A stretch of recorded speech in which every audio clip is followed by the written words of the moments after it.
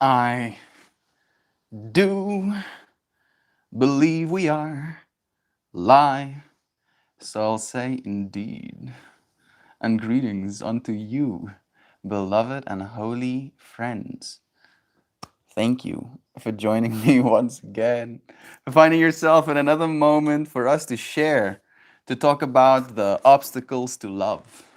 Specifically, that our goal in this life isn't necessarily to find love outside of ourselves, in a person, in an occupation, in a thing, a tool, a certain set of money, etc., etc., but to ultimately melt that obstacle in ourselves that tells us we need something in order to receive that which it is we actually need.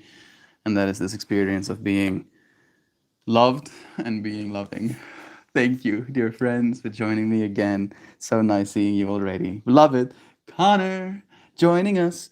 Natalie and Kristen sending you positive energy and hugs as well, dear friends. 896. Let's have love stick. I actually didn't bring love stick. Now you're making me self-conscious. I'm like, I should have brought love stick with me after all. Maybe I will. And then I'll play some kalimba. Oh, go and get my love stick.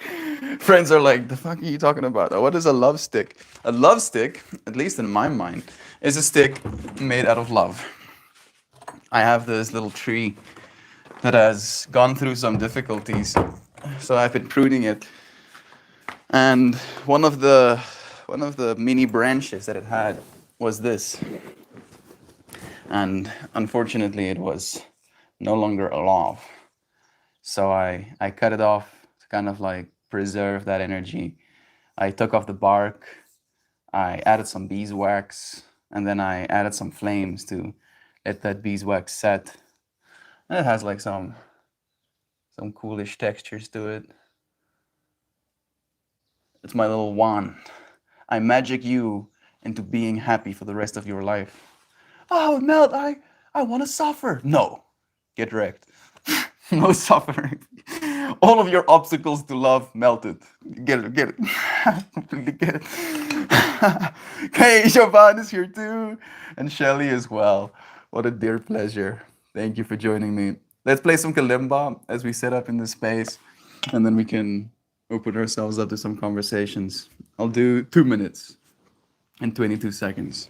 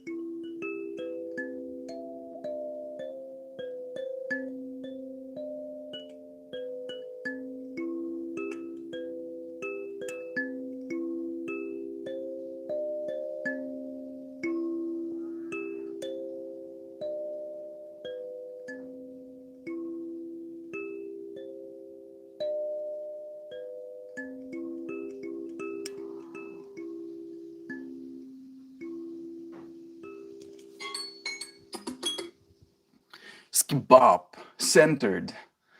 All obstacles to love melted. It is done. Can't be undone. Surely you can rebuild all of the obstacles, but I'd recommend you don't. How about we don't build obstacles to love? Like, I wish I could really share, the depth of what this experience is supposed to mean. At least in my life, I've noticed this potential to feel unworthy of love. And I ask myself this question a lot. Do I feel this way because of conditioning? Is it because my parents didn't give me the love I thought I needed as a child? Is it because I'm evil, and I actually don't deserve to be loved? I have a kitty trying to steal my book's little string. What is this? What is this? What's this?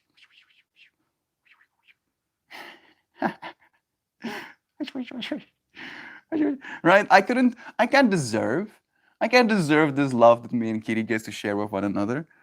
I can but allow it, right?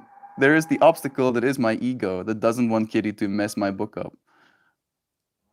But I would rather just melt that obstacle and kind of lean into it. Right? I'm really trying hard to explain this topic. Ultimately, it comes down to, again, realizing that there's nothing outside of us that can give us love.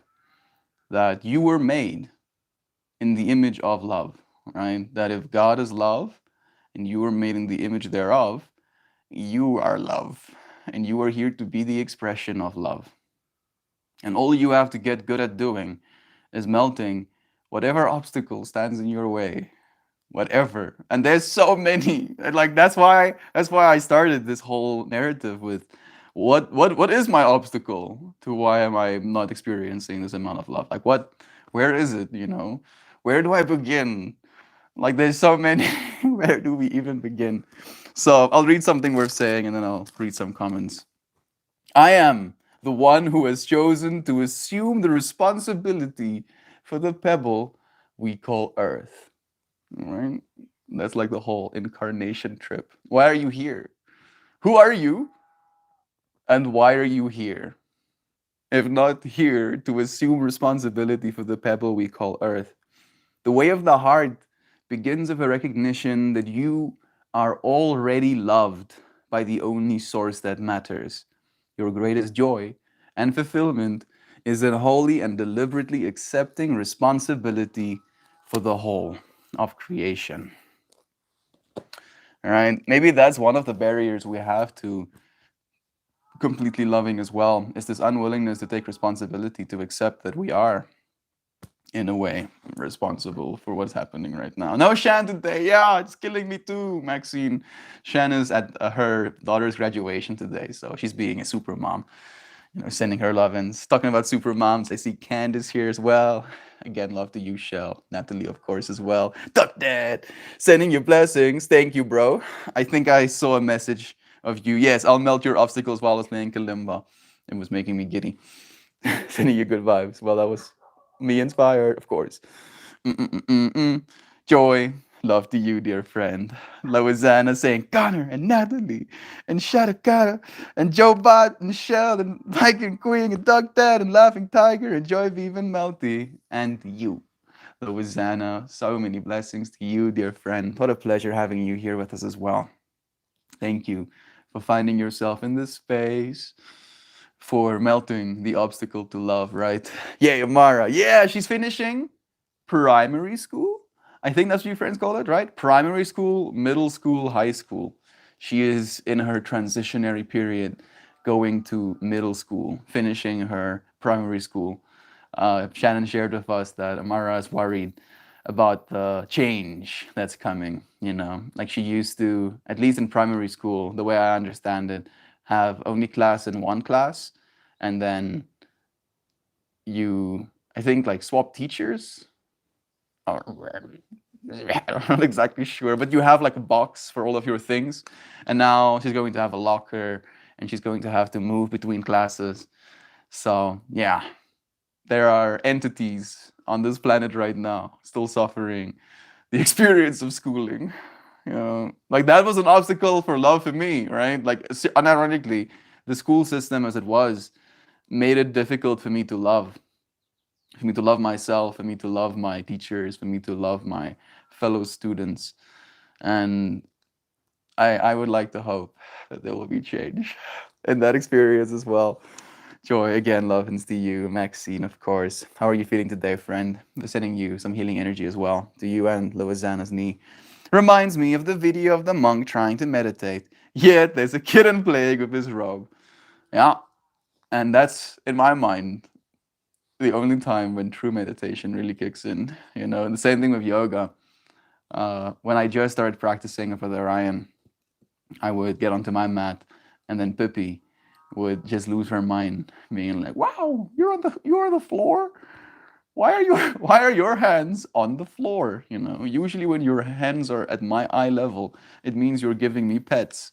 So she assumed that I was on the floor to give her pets, and I would just go through the motions, right? Move from pose to pose, staying like composed, right? Zen mode 5000ing out there, making sure that I still do my practice, even though I'm having this little distracting entity, contributing to this experience. And Brother Ryan mentioned to me that that's true yoga, and like as soon as you're trying to meditate or as soon as you're trying to do yoga and there's an entity trying to get your attention, you maintaining your attention is true yoga. So yeah, I like it. Thank you. An obstacle to love, right? Not an obstacle to love, but an opportunity to remain loving regardless of the obstacles. Yeah? No, Shan today, yeah, what's happening? She's at the graduation again. It's yeah, I feel it too, Maxine, me too. I have a very big job for me today, says Duck Dad, but it's an important one. Refurbishing and making a playset safe for my customers. A playset. Like a jungle gym? What's the playset again? So much hard and sweaty work, but I'll show up for the love of the kids. Yes, blessing, Brother Bear. Like I'm just imagining all of the giddy joy that's going to arise from this thing that you're willing to create, Brother Bear. All right, it doesn't have to be your joy. You don't have to experience directly the joy of that thing you're going to create, but it is felt, all right, by the universal consciousness, by the I that we all are. Just shared a Goddess Love pic. Oh, of course, I have in my office. Did you share it on the Discord? Let's see.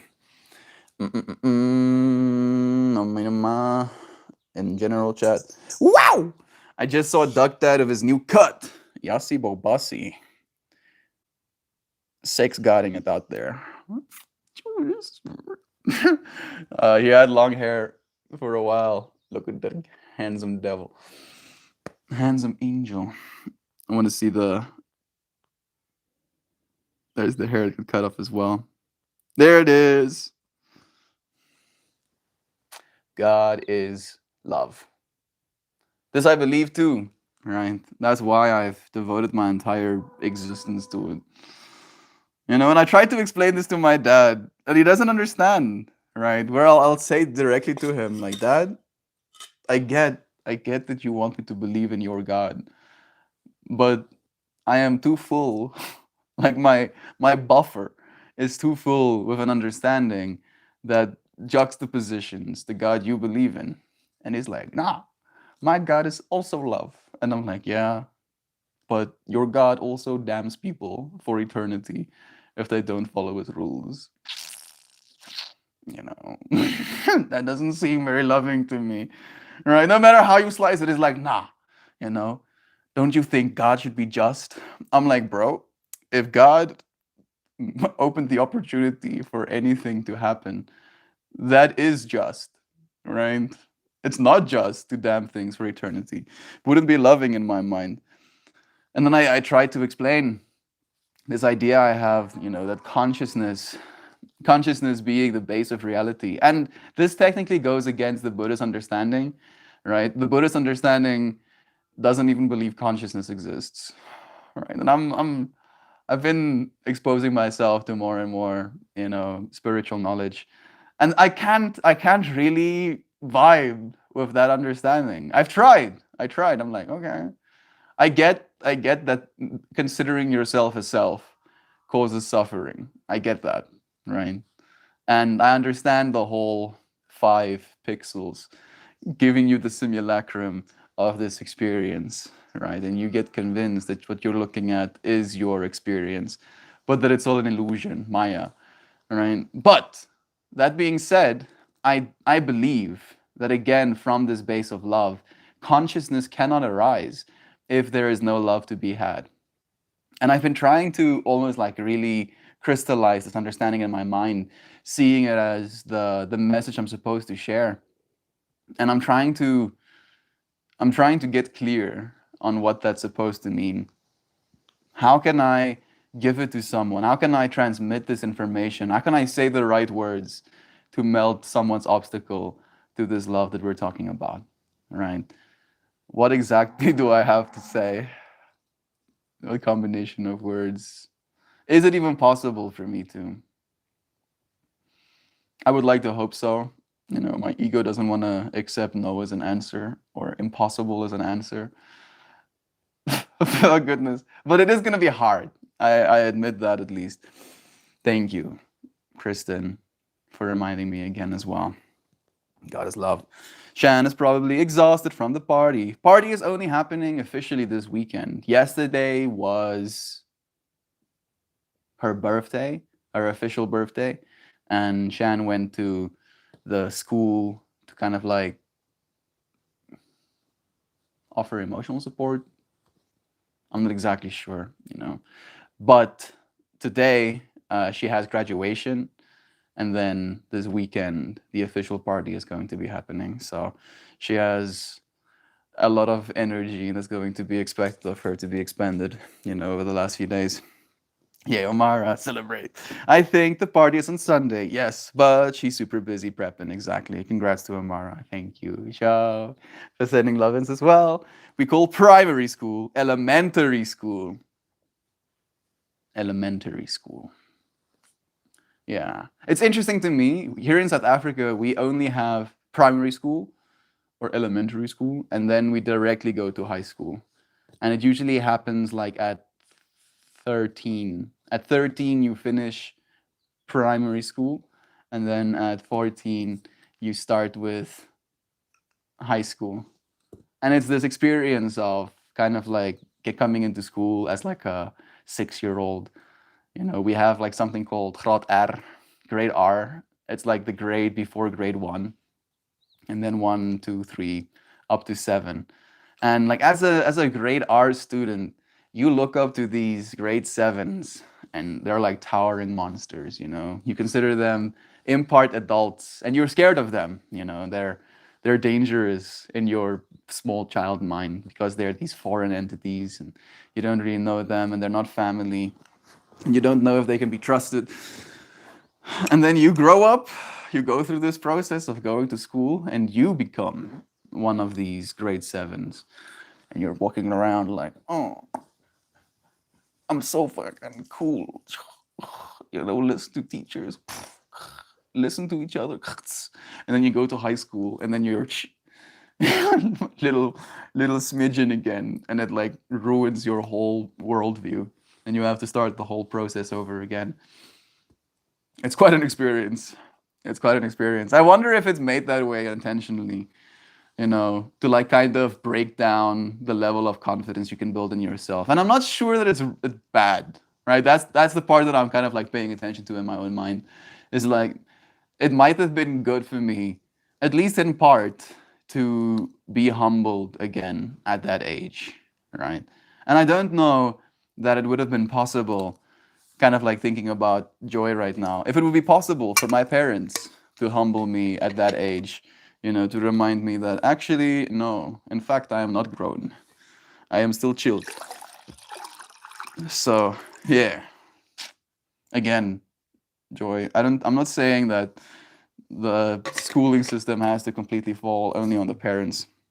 I just think the schooling system as it is needs to change. The way we educate our kids needs to change, fundamentally. Maybe if your district schooling actually happened, here is just daycare for wolf children. Maybe in your district, schooling actually happened. Here, it's just daycare for wolf children. That kind of makes me happy for a weird reason. Daycare for wolf children, all of us being little werewolves. I wonder if those archetypes, right? The fact that we create these characters, werewolves and vampires, if on some sort of metaphysical level those things exist in ourselves as well. Do you consider yourself a vampire or a werewolf? I got some of them fangs already. I do consider myself more werewolf than vampire. I would actually want to be a hybrid, to be completely honest. Hybrids are cursed, Well, I mean, right? I would like to move super fast, but I also wouldn't want to be burned by the sun. Not being able to be in the sun sounds like it sucks ass a little bit. I would also not like to drink blood. That doesn't really sound. I mean, like if I'm a vampire, I guess it would be super appetizing to drink blood. It would be like drinking juice bags or juice boxes. But then again, right? It would ruin. It would be an obstacle to love. There we go. I'm trying to wrap up this insanity. It would be an obstacle to love for me if instead of seeing divinity as individual people, I see walking juice boxes. All right, that would be a little bit scary. Oh goodness, make a difference. Setting a stage for core memories to be built. Yes, exactly. I appreciate that. Shan is totally a super mama. She really is. She's been taking care of that little one pretty much by herself for the last while. And there was some rocky moments. Having a little one at that age cannot be easy. Just thinking back to me being that age, the amount of fighting and opinionated behavior and expectation and privilege, and there's a word that I'm not saying that I want to say. Come on. Expectations. Yeah, that's a big one. Expectation and entitlement. There we go. That's the word. The amount of entitlement as a child. It's like, I deserve. I deserve this thing. Like this advertisings keep telling me that my life will be so much better if I got things. So you don't want me to be happy, mom? I deserve to be happy, mom. Buy me a thing. And then having to do that alone. Hell no. It sounds like such a freaking difficult process, and yet she continues thinking about goodness. I feel Candace sitting in. I mean, like, imagine having 5 of them. I'm imagining. I'm screaming. Oh, it's so wild. Okay, let me continue reading. I remember how much anxiety moving between classrooms after each class was until I realized I could just hang out there and not go to class. Yeah. For me, it also was a matter of like we also had like this the going between classes thing, but we started that when we were grade 4. When we were grade 4, we went from being in one classroom to moving classrooms. So they made us used to it really early on. So it wasn't too much of an issue for me. I also don't know what to do. Everyone, both my customer and her family, have both made comments when they find out how much I get paid that I'm working cheap. I consider my flexible hours a gift. I don't know how I could possibly ask for more. You want to?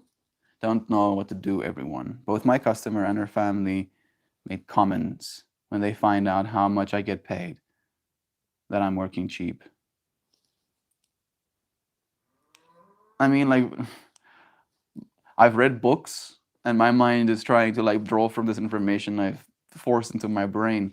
And the first answer I'll give you is just maybe don't negotiate, right? Let them offer you a going rate. And then only accept a rate that you feel is fair for the work that you want to do. Your flexible hours being a gift, right? This understanding that you're not actively busy with something right now, and you wouldn't be busy with something right now. So the fact that you can do something right now just means that you're basically going to be getting something extra, right? Are you going to enjoy the work, right? Is it going to be fulfilling? Is that valuable enough, right?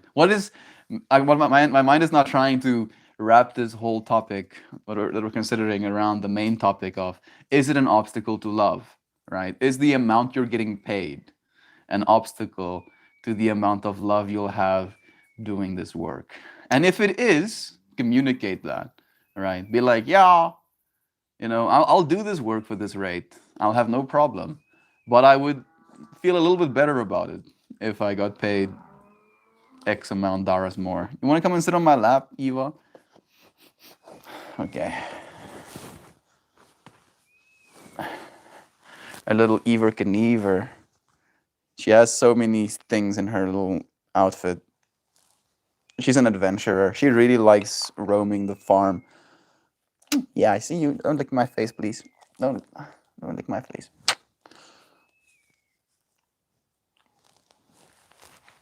Go. I'm taking your things off, yeah.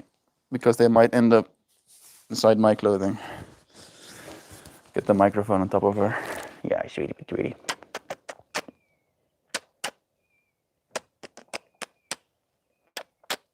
Mm.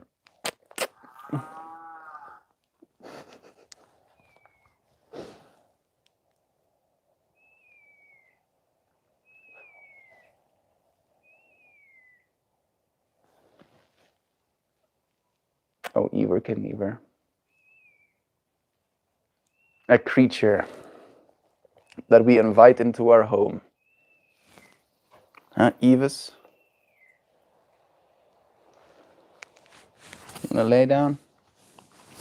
Here you go.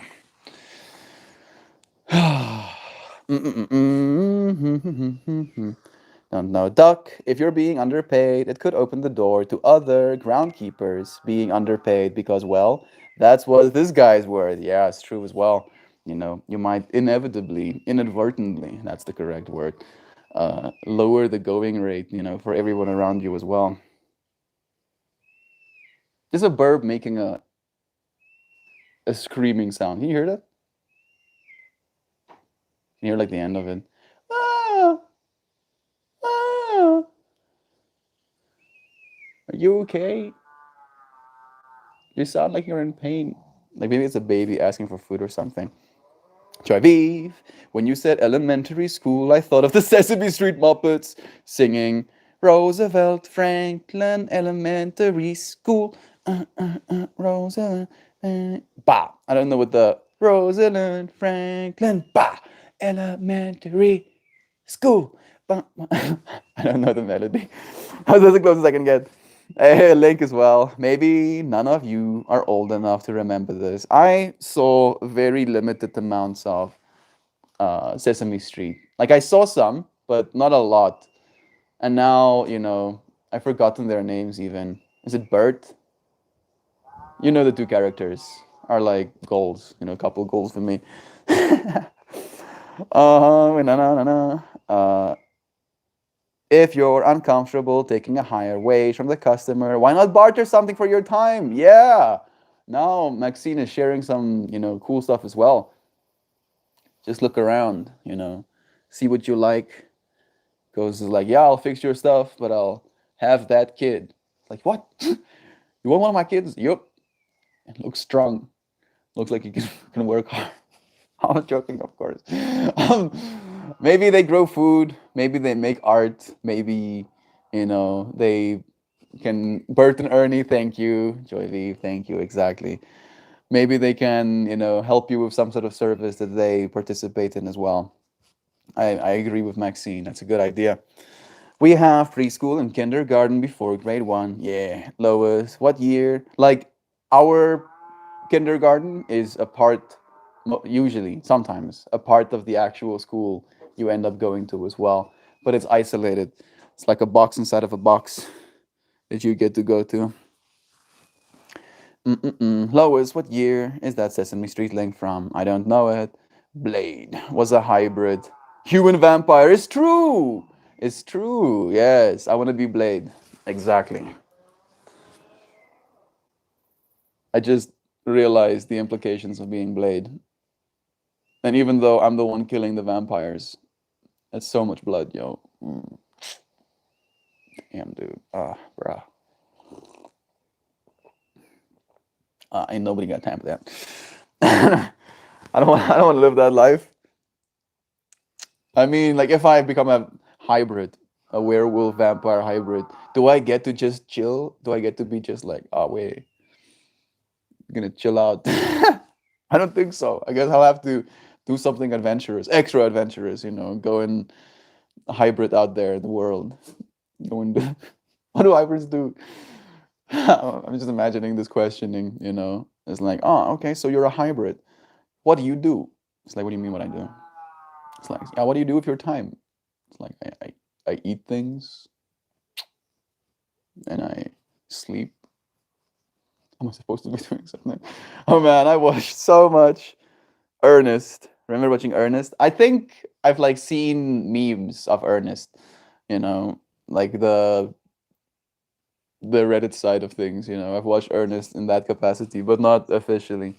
Yeah, no, I wasn't born yet. Yeah, that was literally my mother was a 3-year old, a 4-year old, between 3 and 4-year old when that aired, and my dad was a 4 to 5-year old. Like I'm just tripping out considering both of them as children now. Maybe that's a cool mental experiment. Think of your parents as little children and then consider your relationship with them in that capacity. All the mistakes they made, all the lack of love that they displayed, and just see them as immature and uneducated little children, being like, I understand. I forgive you. Good morning, Joe Schmo. Sorry for waiting so long to say I love you. I just had to add like some obstacles. We'll let you wait a little bit. See if you're still here for me to love you, Brother Bear. Hugs and shiny fruit to you too. Blessings, man. It's nice having you. Eva looks like she's about to take off like a rocket with those ears. Yeah. Like you should hear what it sounds like when she like does the whole head shaking thing. You know those little like flat plates that have little balls attached to them, and then you spin them around and they go. That's what her face sounds like when she shakes her head. It's hilarious. Brother Ryan joining us as well. He said, lurking while working, but hitting the upvote.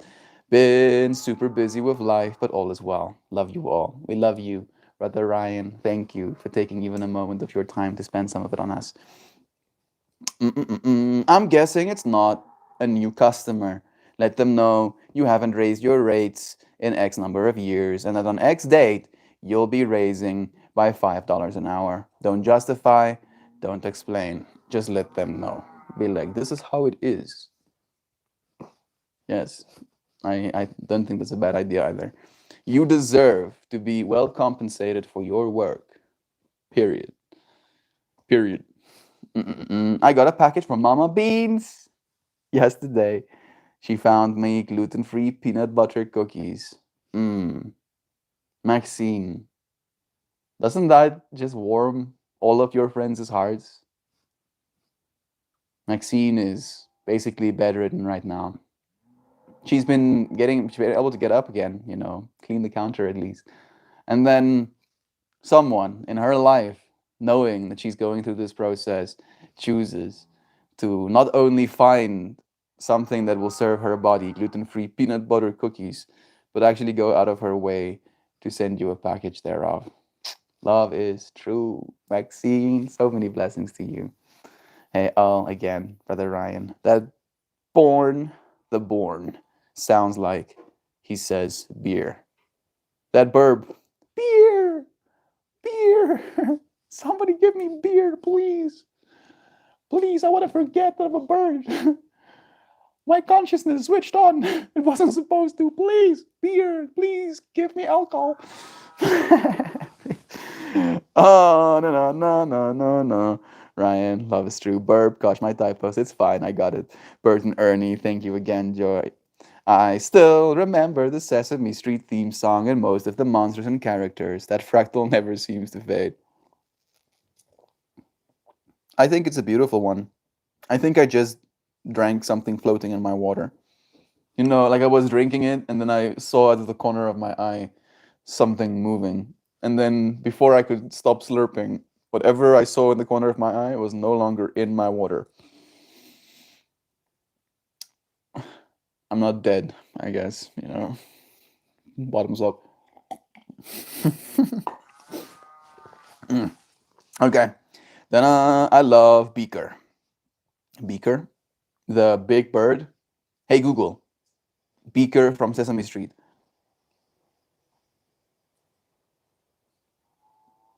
Oh, that dude. Yeah, me too. This is Beaker. For me, it was obviously all of you friends already know who my favorite character is.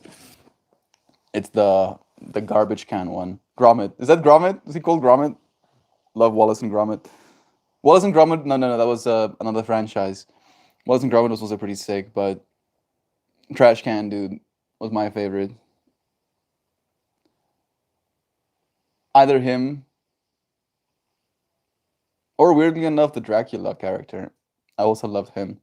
And then of course Bert and Ernie. Like I always just loved kind of like being in their space as well. Ernest, scared stupid. What? Ernest scared stupid? Did he get scared and then he became stupid, or did he scare stupid? Grammar be hard, yeah. I remember watching Ernest. What was one of the pods falling off the trees and turning into monsters? I remember dropping pods. Or Elf. Elf, I remember too. Alien life form. I remember the cartoons too. That guy did dozens of silly movies. His mind was exploding with ideas and he had to bring them into reality. Has anyone seen A Bump in the Night with Mr. Bumpy, an old weird claymation? I love that stuff. I don't think I have either. He did indeed, Joe. The 80s and 90s were awesome for stage makeup and costumes and animatronics. If we're gonna talk about, that era of cinema or entertainment, we have to talk about Dark Crystal. Is it called Dark Crystal? Hey Google, Dark Crystal. Yeah, the Dark Crystal. Yeah, yeah, yeah. 1982. A race against time. A Gelfling sets off on a mission to find the missing pieces of an enchanted crystal. That's shiznit. I love the Dark Crystal. Me too. Yeah, it's like very, very trippy, very weird. Like they made like a reboot, a series of that original show, and that was the first exposure I've ever had to that world. And I decided to find myself in a psychedelic state of mind while watching that, and I was just in the space of the fuck am I watching? They made this for kids. They made all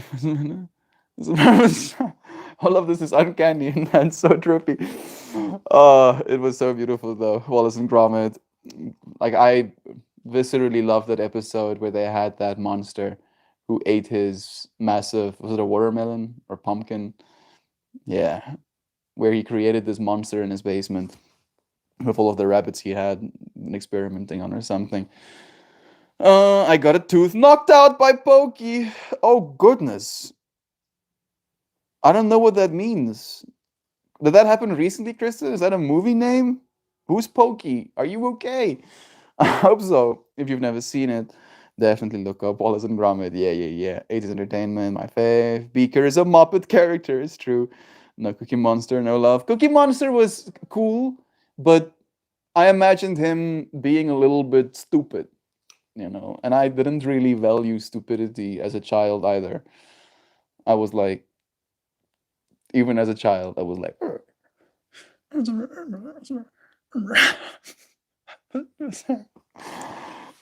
I was like, yeah, Cookie Monster is vapid. Is that the right word? Hey Google, define vapid.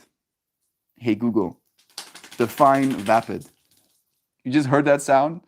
That's the sound of Eva shaking her head. Vapid. Offering nothing that is stimulating or challenging, bland. I'm sorry, Cookie Monster. But Cookie Monster had like one thing. He liked cookies, you know. And I also like cookies. But even as a child, I had like insecurities about my love of cookies. And I was like, is that what I look like? Where's the sound again? Thank you, Eva. I appreciate you sharing your slaps with our friend. Offering nothing of value. Oh, that's so savage, dude. I'm sorry, Cookie Monster. You are love. C for cookie. That's good enough for me. I even can hear his voice, right? Even though he's not my favorite character, he's like ingrained in my DNA. It seems. Beaker looks like he's constantly stressed out and a constant anxiety and staring at you if he says, "Are you seeing this shit right now?" He's my spirit. I love watching the Muppets. Imagining the music is very nostalgic to me. That Muppet show where they were like pretending to be in theater was like my favorite rendition. I watched that movie over and over again. I love watching Muppets. Jim Henson, absolute legend. The Dark Crystal was wild. I love the Dark Crystal. Yes, connecting with the fractals. Never Ending Story as well. Hey Google, Never Ending Story. I don't think I saw that one.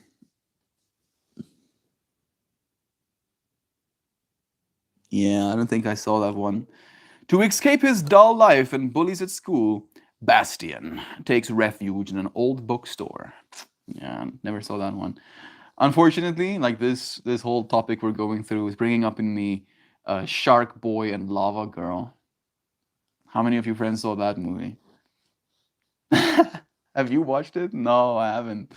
I haven't watched A Never Ending Story. I guess I should. I've heard so many references to it at this point. Kid with a book in an attic saves the world. I know them. Yeah, Shark Boy and Lava Girl. I'm happy that you saw that one as well, Kristen. Same, Joe Bot, same. Secrets of Nymphtio. The 80s was a dark time for children's movies. I don't think it's a bad thing scaring children. And please, please to stop quoting me. Please, please, let me give some context. That movies, right, and the scary aspects of movies give us a safe medium to experience the things that scare us, right? That's the way I think of it, and it was like an idea shared by a person on the internet with me as well. Is that movies and books by extension of that as well give us a safe way, right? A little bit of a separate way to interact with the things that can terrify us. And there are some terrifying aspects to those stories, like witches, flesh peeling off of your face, freaking insect monsters. In like, I was just thinking about Dark Crystal, for example. What's that movie? Come on, the trolls. This kid that finds himself in this troll world. He has this flower that he wants to grow. There's this one troll that takes care of a flower. Some of you friends will know what I'm talking about right now. Please, that was like a big one for me as a child. I watched that one over and over again, and it did terrify me, but I couldn't stop watching it. I kept watching it over and over again. Oh, what's that movie's name? Anyone remember? Something Wicked, This Way Comes. Also didn't see that one. Oh, Cookies. Cookie starts with a C. I think I missed a few before I should read. Same, Joe Bot. Same. The Swamp of Sorrows was the first time I felt that sorrow as a kid. Also, the wolf scared the fuck out of me. Pokey is Gumby. Horse Friend. That still, I don't know if that's supposed to give me context. Pokey is Gumby. Horse Friend. What? What's happening? There was an inflatable Pokey hanging from the ceiling of a store when I was a kid. Dad had me on his shoulders and accidentally smacked my face in Pokey's foot. Oh, lose a tooth. I'm guessing the fact that you were a kid means that it wasn't a tooth that you needed to absolutely keep necessarily, right? An evil carnival that comes to the town and kidnaps kids and possesses their bodies. I do remember that one. I actually do remember that one. Now that you give me the context, that one was a hectic. That one also like terrified me, right? Like it gives you as a child access to all of those things that absolutely terrify you. You have to watch it, Melty. I guess I will. Today, I'll watch A Never Ending Story. Get of a book. I know them, it's epic. Watch it tonight. I will. You friends have inspired me. I'm gonna watch it. Now you're going to love it. Wait until you see the turtle. That movie is sad AF. No! Blue Gumby is Silent Shell. Everyone dies and or sacrifices themselves. Sounds about right, you know. It's almost like all of us are gonna eventually die, and I would rather die sacrificing myself for a good cause than just die away in apathy, right? So I don't see it as scary or sad. I just see it as an inevitability sometimes, right? I was like, oh, I'm gonna die. Fuck. Damn it, that sucks. You know, I might as well live for something good. You know, and here we are living for something good. I love you. Love you so much. I'm so happy to be here in the space with you friends, connecting with all of these fractals. Does anyone remember something wicked? Evil Carnival. Who remembers? Salute your shorts. None of you friends could connect with the fractal I was sharing. Hey Google, what is the movie about a kid that gets kidnapped by trolls? No. Man, the new variation of trolls have completely taken over. There it is, A Troll in Central Park. That's the movie's name. Who of you friends have seen that? Yeah, see, this movie is taking me back.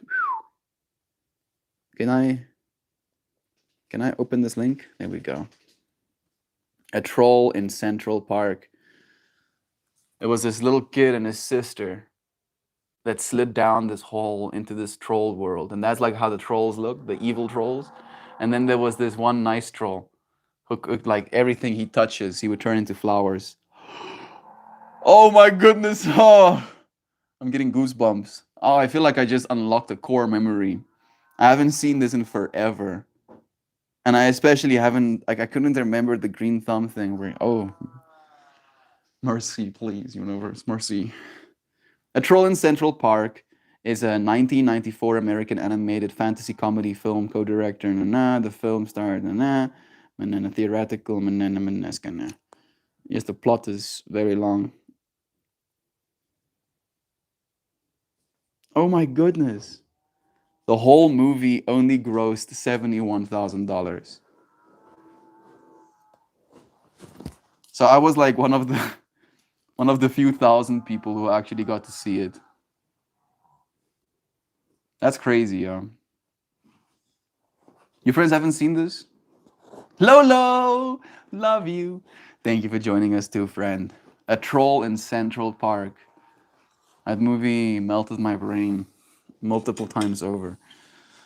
I don't remember A Troll in Central Park.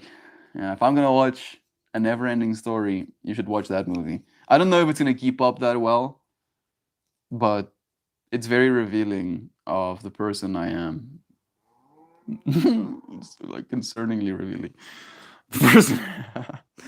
Oh, I'm going to be that's very real. Kristen, check out the weird knife welding toy in the back, washed up on a beach. Like I'm so confused with all of these fractals kind of like getting crossed.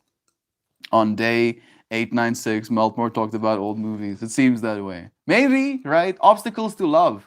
Maybe like these movies in a way is can like add obstacles we have to love. But at least in my mind, in this moment, I'm imagining how they, in part at least, helped melt some of the obstacles to love we would have had as well as adults right now. It is good we got to be exposed to these experiences as children. Joy Vive, what was a lot after my Nickelodeon days. Need to do a movie night. I wish we could. I wish like it was a little bit easier. Like I know that Discord has like the feature, but it's usually pretty laggy. Something that I've done with John a few times is like we just kind of like time, and then we like, okay, yeah, 1, 2, 3, go, and then we play an episode of something together, and then we will watch it together.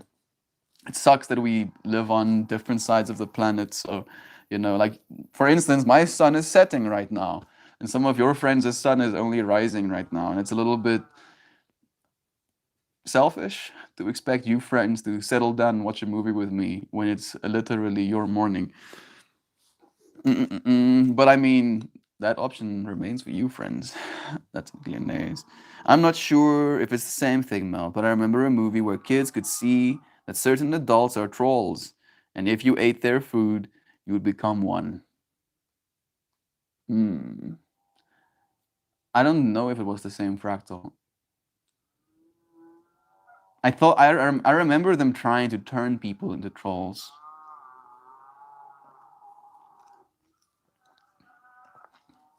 I haven't watched that movie literally since I was like a 7 year old or something.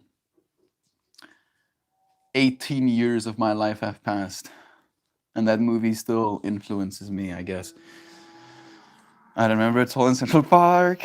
You're never supposed to drink or eat anything that fall into a strange world. Agreed. Crazy, crazy culture. Yeah. Influences are still to this day. You know, I was born in 1998, and still I got to see some of those things.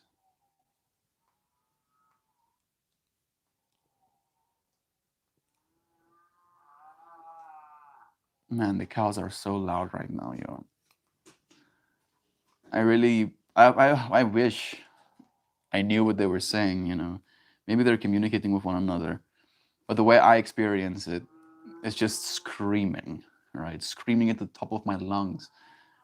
And then my parents give me flack for playing music, you know, during like my dance period. It was like, oh, you're so inconsiderate playing your music so loud. You know, I'm like, but that's like 15 minutes, yo. Like, at most is like 20 minutes. The cows literally just scream at the top of their lungs. Like they're literally hundreds of meters away from us and we can still hear them. That's how loud it is. And there's like no issue, right? Yeah, that's fine. Yeah, let them scream. That's fine. They're not. That's okay. They're cows. I don't get the same luxuries as cows in this life. Hear me out. An obstacle to love is being closed off in an unfamiliar situation. By sharing these movies, we found another way that we are united. Wow. Bringing us deeper into love. Just a thought. Thank you, Kristen. This is exactly why we do this, right? Because like I do believe that I'm a facilitator and I can be wise in my own way, but I didn't connect to that fractal in the way you just did, Kristen. And if you weren't willing to say something, and if we didn't have this medium to say something to one another, I wouldn't have been allowed that experience. Yes, I agree completely. Peppy, wat doe jij? She's been scratching at the door this whole time. Uh-uh. Uh-uh. Leave the door alone, yo. Leave the door alone. Yeah. Melting our obstacles to love by showing ourselves that we're united from long before we ever got into this space. I'm just imagining all of our little kid selves, right? Experiencing our little kid self worlds, isolated, right? Sometimes feeling a little bit alone in our worlds as children, getting to experience these movies and feeling a sense of awe. And then years, decades pass, and we get to come back into this moment and then connect with one another once again. Thank you, Kristen, for connecting us on that. Always share your thoughts. Also, learning about others' favorite movies makes me reflect on why I chose mine. And that's actually profound, melting more barriers to love. It is, right? That you can listen to other people's perspective. And this is something I believe as well, that even if you don't agree with someone's perspective, you can still learn from them. You can learn from anyone, ultimately, in that way. You should just be willing to. Learning in reverse. What am I learning today? I'm learning that we are connected in more ways than we can actually articulate, right? That we did in part articulate today all of the ways that we are connected, you know, through the things we've experienced in our past. But that's an infinitesimally small fraction of the amount of stuff we've gone through together. that we can't even, remember right now. I'm way behind, as I had to pause for a bit. I just didn't want to miss one of Melty's moments. I love you, dude. I love you, you specifically, Duck Dad. I'm happy that you get to have this moment with me, bro. Give us Duck Dad a hug. Be like, fucking rock, though. You were such a cool dude. I remember my mom's friend telling me about it, Shell. It's like Twilight Zone, right? Favorite movies? The Night Gallery. Also didn't see that one, but it brings me to uh, Night in the Museum. I really love that movie as well. The original, The Night in the Museum. That movie, like, had so much wonder and fascination and magic in it. I really appreciated seeing that experience as well. Kristen, I love it. Every moment, one can find an opportunity for love, even in the obstacles. Yes, yes. It's like, oh yeah, obstacle? I'm gonna use you for love. Uses the obstacle to cook someone food, uses the obstacle to put it down so you can climb over someone's walls, you know, uses the obstacle to peek over and be like, hey, I love you. Who needs tears? I love you. It's nice seeing you too, dear friend. Blessings to you. Melty, by the way, did you ever tune up your drum yet? It happens pretty quick if you know which knots to tie. I'm always willing to help you, brother. I think we'll have to do a call, dude. I've been meaning to connect with you on a call. Reach out to me, send me a direct message when you're open this week. We just have to do it though. I'm gonna call you up and we're gonna do it together. Because I've been so self-conscious about it, right? The part of me that doesn't want to do it wrong, the part of me that feels like my drum is out of tune. Like there's like tension. There's like so much tension.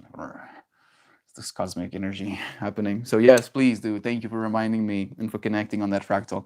Some good advice. With my wage, this role just fits my family so perfectly, even though the money would be very welcome. I don't want to shoot a gift horse in the mouth. I get you, dude.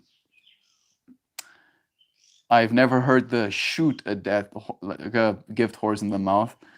Usually it's look uh gift horse in the mouth. But I'm guessing you use the word shoot because asking for a higher wage could be seen as an affront, like shooting the horse. I get it. Do you know what like that saying exists? Some of your friends probably do, but I'd like to echo it anyway. Like when we used to be, a little bit more barter focused as people, we would gift our fellow people things, maybe like a friend needs a mode of transportation, and then we gift them a horse. And if you were gifted a horse and you directly went to the horse's face and you looked in its mouth to see how its teeth looked, because if its teeth were completely worn down, it meant that it was at the end of its life. That would be an affront. You weren't grateful enough. You wanted a young horse on top of the fact that you just got a horse. And I was like, oh, interesting. Must have been nice. Just start mooing Mel, and see what the fam says. Like I wish I can't even create the amount of decibels that those things create. It's just I'm like connecting these fractals, right? How it's acceptable that there are animals that just like scream at the top of their lungs. All right. We don't go out and shoot them. All right. Shoot them in the head for mooing. No. But if I dare do something, that same luxury isn't extended with the next level of creepiness. Nice. I'll check it out. I always loved the old Twilight Zone. They've rebooted many times, but I remember the old reruns. Nice. I'll check it out. Thank you again. Love to you, friend. It's nice to see you, Melt. Nice to be here with you, humans. It's nice to have you here, dear friend. Sending you so many blessings. You aren't a gardener until you've killed the plant. You're not a drummer until you've messed up changing a head. You're not a human until you've made a mistake and overcame it. Blessings, Brother Bear. Thank you for that reminder. Obstacles. Obstacles to love, right? I'm facing an obstacle to love, the love I have of playing my drum because it's out of tune and because I have to set it up, fix it again. And it has been an obstacle. It's been an obstacle that has stopped me from loving that process. So I completely agree. Thank you for reminding me. Alex, love you. It's nice having you here too, dear friend. Seeing your comments pretty much on every single one of my short videos has just been heartwarming. Thank you. Thank you for doing that. It's always nice seeing you. Just so you know, I don't know if you're doing it on purpose. Maybe it's just like being used to it because Drax is probably a dude. But Pippi is a she. She's a whammons. Isn't that right, Pippi? Isn't that right? You were whammons?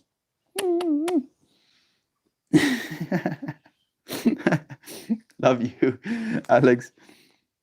It's nice having you here with us. Duck, if someone is going to fire you because you ask for more money, then you don't want them for a customer. It's true. Or as a client, I guess. That's so good, but I don't think mistakes exist. Everything has a purpose. This is true. Today's whole stream topic, Alex, was about obstacles.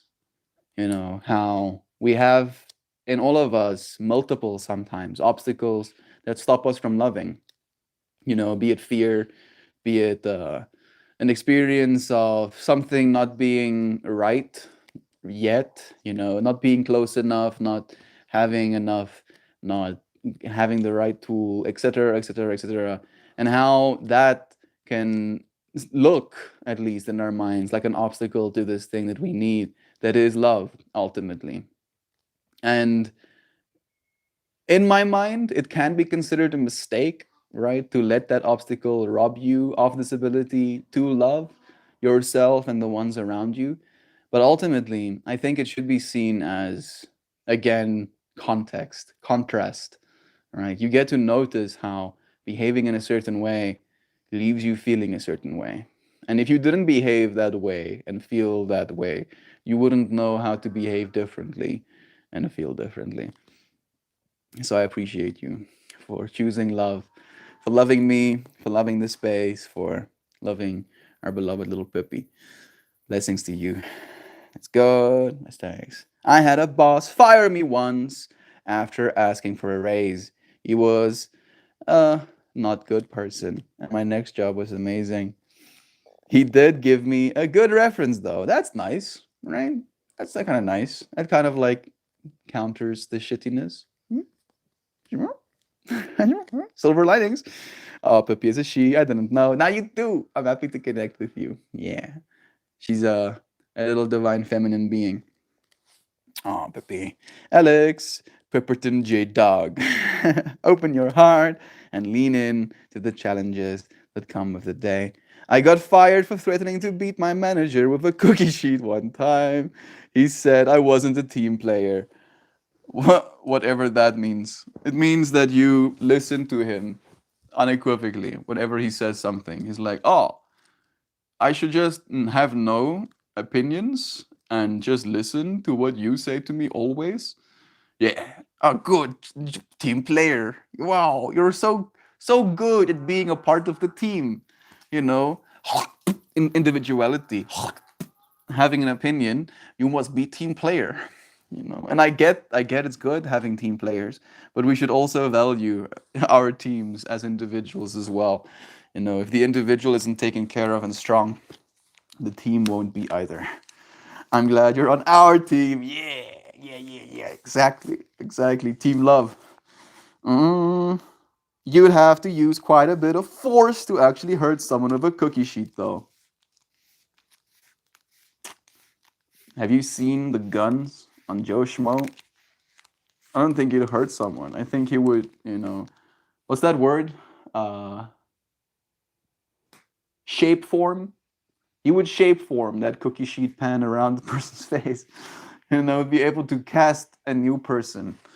My mind is like going into this weird fractal of him using said cookie pan to smack the manager, and then smacked him so hard that he made like an imprint of the manager, and then he casts that imprint full of wax, and then he just like puts that wax imprint in the person's office and pretends that the manager is still there.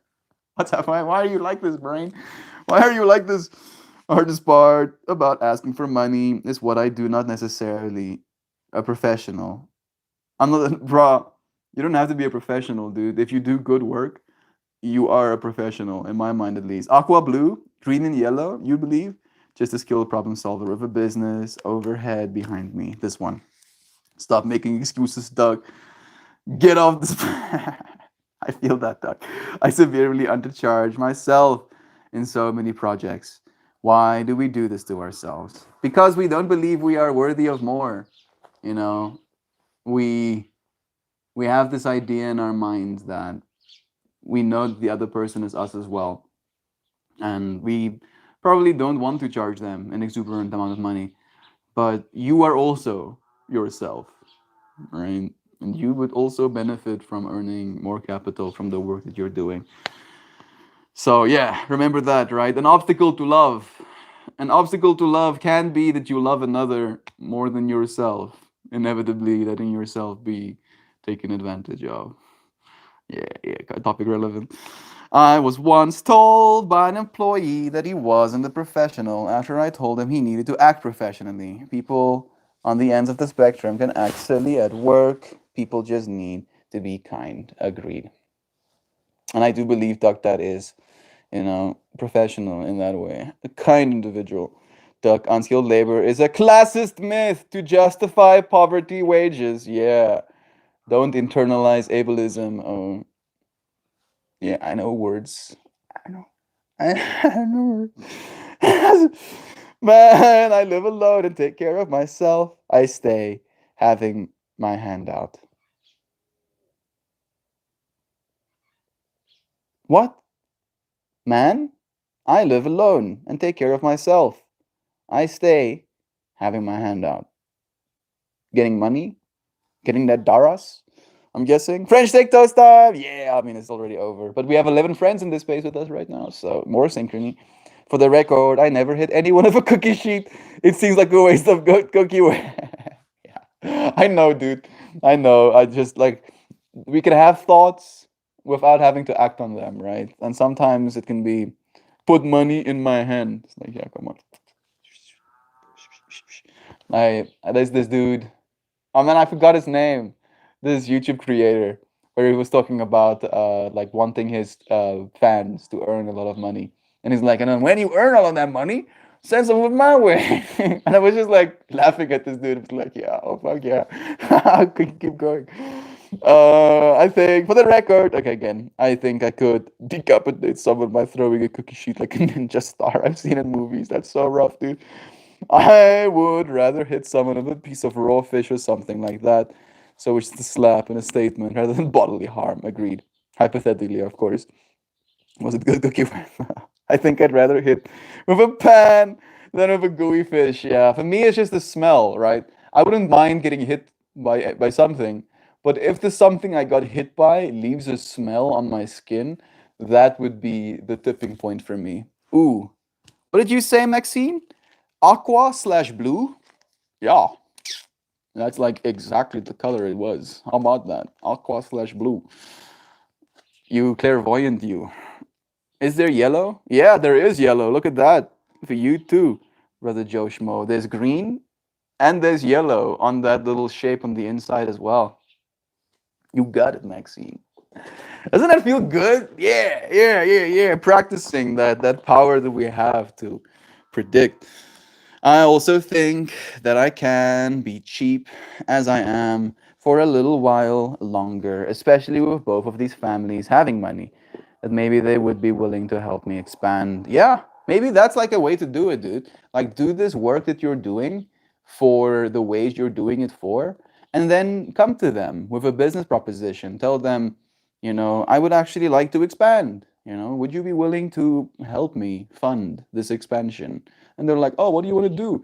Well, I want to teach kids how to grow food. I want to enable families to actually have food producing crops on their land, in their gardens. I want to redistribute this energy that is, our food system. Like that, I feel like anybody can get behind that, bro. Pacha, fish to the face. I love you guys so much. I hope your day is all light up, sunny days, and rain for those who want it. We love you too, Alex. Sending you so many blessings, dear friend. It's always nice seeing your name here. That's a plan. Doc, message me. Talk about the word. Yeah, yeah, yeah, yeah, yeah. Okay. We haven't pulled this card in a long time. The octahedron. Two pyramids attached by the base. Blue and aqua. Yellow and green on the inside. Card number 54. Nourishment and air. It's crazy how Maxine got a package of nourishment, these peanut butter, gluten-free cookies as well today. So how about that, Maxine? Even more synchrony. Oh, look! Boyana! Wow! Boyana! Wow, wow! Skapow! Celebrate. Boyana. This. No, not me. No, you. No, you, legend. No, you. It's nice having you here, friend. Yeah. Maxine and Jovan celebrating as well. Alex, have a beautiful day, friend. We love you. We love you all. Okay, let's read what this card means, shall we? The octahedron. Let me show you too, Boyana, so you can see the Slav Daudanda exactly. This is the card, an octahedron. The octahedron, with its 8 triangular faces, is one of the 5 three-dimensional shapes commonly called the Platonic solids. Seen in another way, an octahedron is a figure created by 2 pyramids sharing the same base. One pyramid points up and one pyramid points down, dividing the space into 8 equal directions. The octahedron is associated with the element of air and is a symbol of nourishment, with the powerful ability to bring together differing viewpoints. It is an earth and sky energies united. It is male and female in balanced understanding.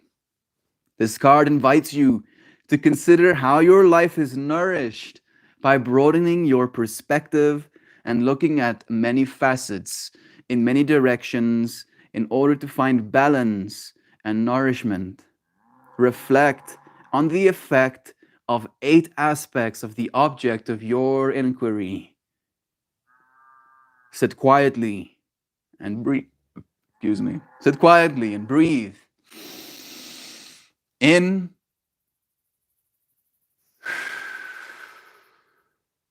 and out. Contemplate each aspect.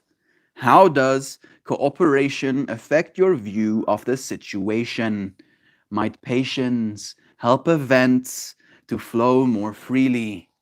Remember, at our core, we are all love and joy and peace are our birthrights. Feel appreciation for the process and gratitude for the understanding you will gain. You may want to choose other aspects to explore. Create your own list. The message here is to know you will be nourished by expanding your point of view. 1818. Are you living in Europe, Alex? I'm guessing so. I'm guessing you live in Europe if it's 18, because it's 17, 18, 17, 19 for me right now. Sending you lovins. Adios and lovins to you all. Love you too, Kristen, dear friend. Thank you for finding yourself here for even a moment. Blessings. The dogs are losing their minds. There's a car coming back on the roads. Pepe, what are you barking at?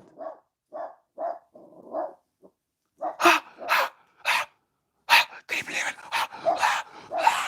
That's how I see the energy, right? And I get it, but bro, that kind of energy should be reserved for like chaos, right? They should my life should be threatened like by like a centimeter away from death before you lose your shit like that.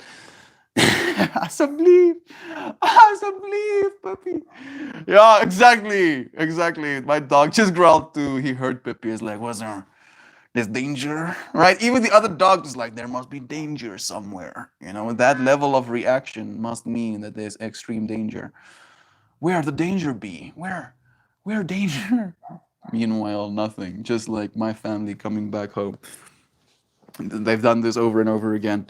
the slap of a fish just be disrespectful, which makes it so awesome.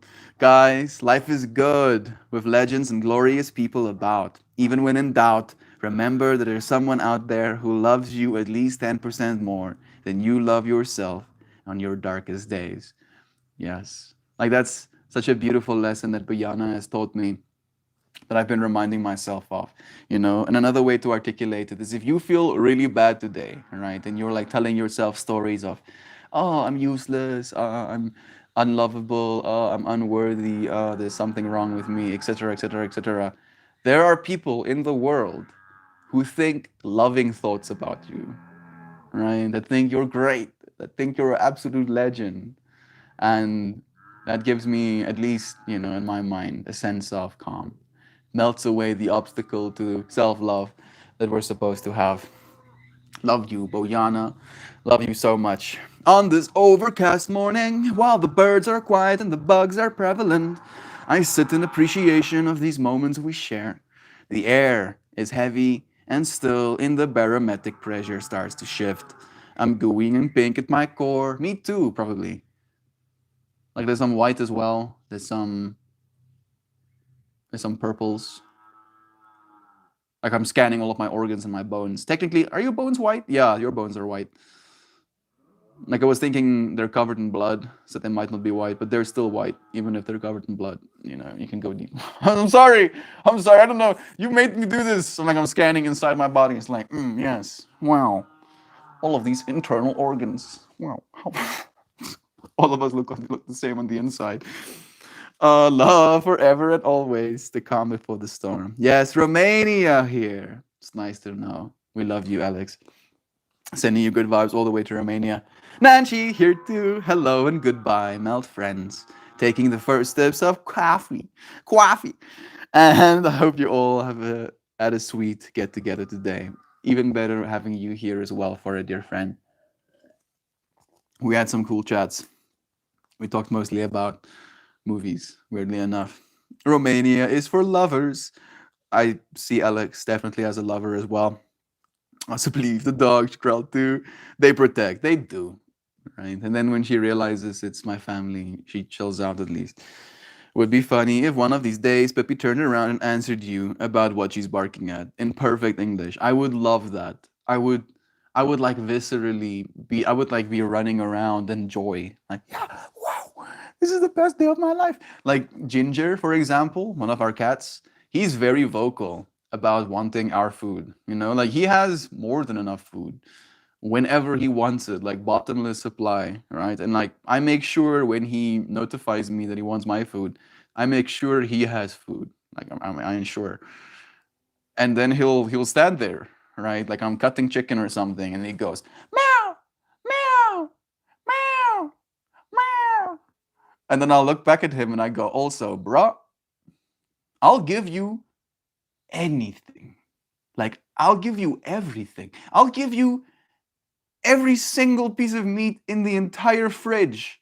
All you have to do is tell me what you want. Right? That's all you have to do. Oh, that's my rules. You tell me, Melt, I want a piece of chicken. I'll give you all of the chicken, dude. I'll go and kill chickens to give you. I'm sorry. I'm pushing this fractal too far. But that's all I want, dude. Come on, cat. Like, stop saying meow and say, please give me some chicken, master. And I'll give you all of the chicken. He probably would say, please give me some chicken, slave. With the relationship me and him have with one another. Sheesh. I'm sorry. I'm sorry, Maxine. I'm just like leaning into it at this point. Would it be funny? It would be funny. Would be amazing joy. I would love to see that. Maybe one day. Maybe we'll like have some sort of brain computer interface with our dogs or something. They'll probably just press the button over and over again of like, I hear something. I hear something. I hear something. Like, yep, I know you hear something. It's probably just mom coming back home, you know, chillax. It's gonna be fine. Thank you for the good vibes. Have some multiply. Thank you for sending us vibes as well. Bones are tan. Bones are tan. Like cream colored, like dark cream colored. Sheesh. Why you mess with Ginger like that? That's wrong. It's wrong. he gets pieces of chicken, but I only give him chicken when he's not screaming his lungs out at me, right? When he's just like chilling, I'll bring him a piece of chicken. But if he like just stands next to me and like, yeah, yeah, yeah, yeah, like give, give, give me, give to me, and I'm like, no, bro, like, I can't accept this energy. I'm sorry, bro. I cannot, I cannot do it. My grandpa had a cat that used to say hello and okay. Oh, it's so cute, man. I just saw my reflection while I'm working. I could charge extra just because I'm so sexy now. I'm just imagining, Brother Duck Dad showing up with like extremely tight shorts while he's doing his gardening, being like, "Pwam, pwam, pwam, pwam. Skin up, pwam, pwam, pwam." That's what I'm going this like on Rick and Morty with the dog, your cat, the helmet, exactly like that. I end up just taking over the world instantaneously. I'm such a sucker for cats. I try to train Machi, but he gets way too adorable, and I end up giving him what he wants. Yeah, that's the thing, right? I still end up giving him what he wants, and it bothers me that he has that much power over me, who is the person in this scenario. And I'm like, you're a cat, dude.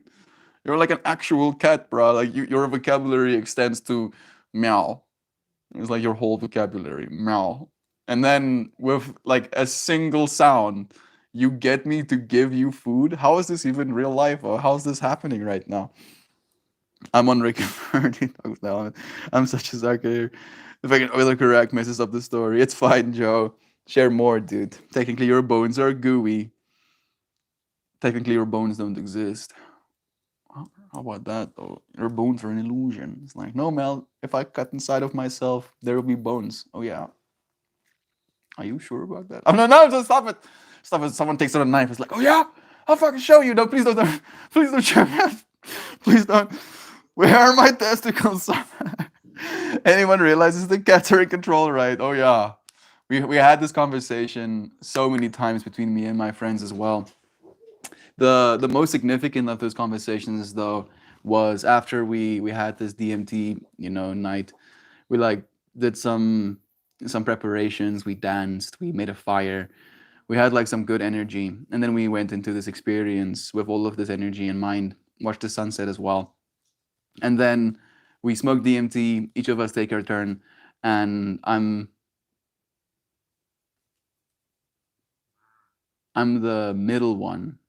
I think so. I think I did it second. And we come into the conversation period of that whole experience, and my question is, how can we use this knowledge we keep gaining to make the world a better place? And it's just this unanimous understanding that we're already trying to, that is ultimately what we're doing. And then there was this conversation arising about what it means to be a successful being, what it means to be winning at life. And then the cats came up, and we were like, yeah, if anyone's winning, the cats are. The cats are the ones winning right now. They get to chill out, and they have entities that work and buy food and kill animals so that they can eat food, right? Like that is technically, evolutionarily speaking, winning. Your single vocabulary consists of meow. It consists of meow. I just say meow and gets what he wants anyway. And yet we as human beings can use this whole, plethora of interesting sounds to try and convince each other of something, and we still fail to. Freaking cats. It is, in my firm opinion, that cats were the ones that domesticate us. They might have been, like maybe them living with us and taking care of our, like pest problems forced us to like reprioritize the things we need to do. Mel, that's like yelling at a foreigner to speak English. Lol, cat speak cat. Cat speak cat. I guess it's true. I still want him to speak perfect English, though.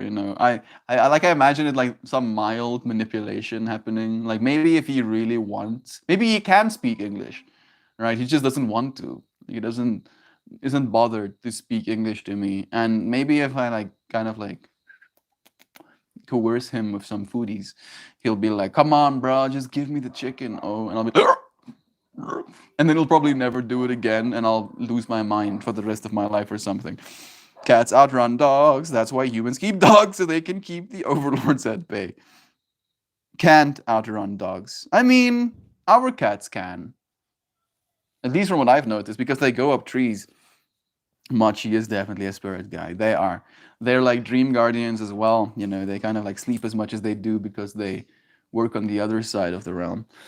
Work calls me to begin. We love you, Shell. I'm also getting close to finished. I don't have kids, but Machi has been the main source of my drive to better my life for him. For both of you, I hope, right? Because if he dies, that shouldn't be an obstacle for you to love yourself. I'm sorry that I had to go there, Maxine, but I had to share what was arising in me as adequately as I could. You, you deserve that love as well. My shorts are tight. No, stop, Doc. That I'm a picture person. Oh, I cannot hear things without seeing them in my mind's eye. Your dogs have stop your legs, Melt. Not good for fast running. It's true. That is actually true. We do not have exactly speed doggers. Have a super duper magical and splendifarious day. I don't think I've ever seen that word, splendifarious. Hey Google, splendifarious. It's an actual word. It means splendid. A splendifarious Sunday dinner. Yes, splendifarious. I love it. And splendifarious day, all of you beautifully, wholesomely, awesomely, magnificently divine beings, with all of the Shan words to fill the Shan void while she's out there sharing loves. Thank you so much. I'm getting absolutely like just overwhelmed with love. Thank you for doing something like that. Like I love you so much. Boom, 200 word characters exactly. Yeah, to the freaking T. I went to take my morning pee with my sleep in my eyes. Legit was scared. There was a dude in my bathroom with me. What?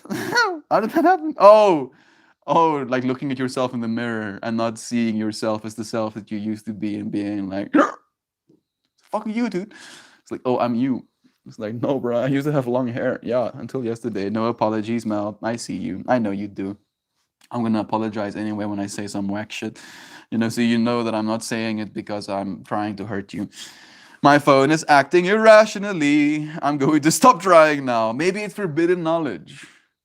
Maybe the cats don't want you to say what you want to say, dude. They're like pulling all of the strings, manipulating your brain and your phone's technologies so that you can't say the thing. Joe Schmo is like, bro, don't stop joking about stuff like that. I'm sorry, Joe. I'm sorry. I wish I was joking, dude. I wouldn't be surprised if those little freaking cat fingers have their fingers in our eyes. Joe channeling out of our divine lexicon, right? Like as I started reading that comment, I could feel Shan's soul, in it as well. It's so nice. So nice. It's like just so blessed having this space with you, friends. I feel so blessed to be surrounded by beings that actually love so purely. I thought I made that word up. Nope, exists. And it's beautiful. Thank you for making up that world, even if you did, dear friend. Channeling out of the divine lexicon. Shining beacon in our world, Jovan. Yes, I want to echo this as well. Jovan, you are a shining beacon in our world, and you spread love and luminance to everyone you choose to. Love, love, love is true. Mel's gonna come back to stream wrecked tomorrow by the never ending story. No, don't say stuff like that. I want to get wrecked. Who needs tears? My cat gave me all some lovin's. No use. No, you. I love you, friends. To the moon and back to the moon and then back here and then back to the moon and back here again and then back to the moon. And I'm gonna keep saying that. Imagine me saying and back to the moon, I love you, and then I'm back and then back to the moon, and then I'll be back here again tomorrow. Melty, say this. Iohem, alaham, ishadi, uwadi. And repeat that shot over and over, dude. It's the rhythm. Iohem, Elohem, Shadi, Wadi, Elohim, El Olam, El Shadi, Wadi. I feel like I'm saying magic words right now, but I don't know what they mean. So I feel, even though the words might be magic, I can't give them the momentum they deserve to have. It's the rhythm. I love you to the moon and back to the moon, and then back here again, and then back to the moon, and then back here, and back to the